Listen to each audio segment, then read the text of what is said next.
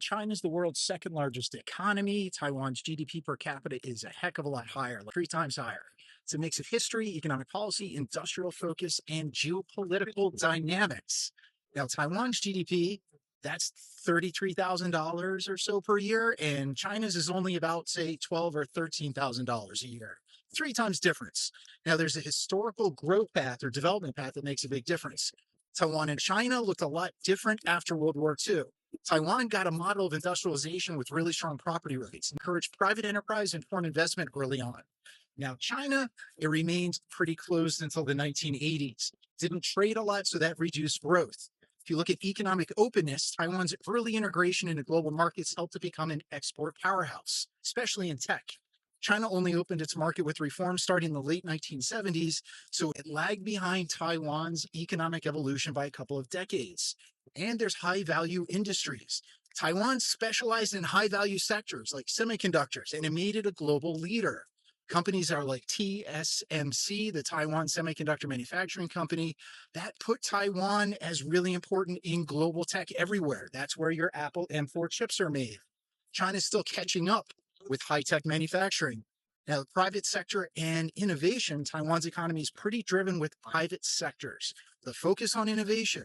China has a state-driven model, pretty effective in scale, but it can slow adaptability and innovation that's needed to boost GDP per capita as fast as Taiwan. Now, there's also higher wages and higher productivity. Taiwan's labor force operates in advanced industries, so you get higher wages and productivity.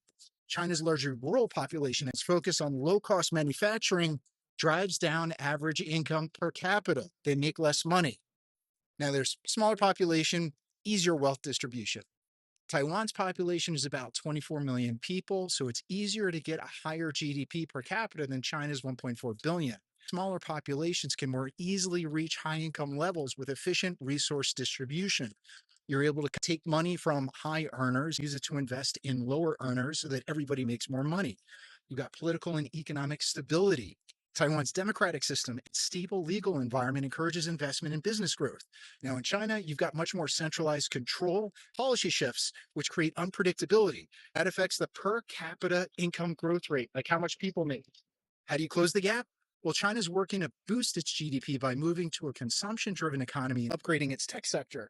But that gap with Taiwan has deep structural differences that aren't really going to disappear anytime soon. Taiwan's high growth domestic product per capita is the result of decades of policy choices. So you're prioritizing innovation, high value industries, global integration, investing in pretty much all of your workers so that folks are able to work better.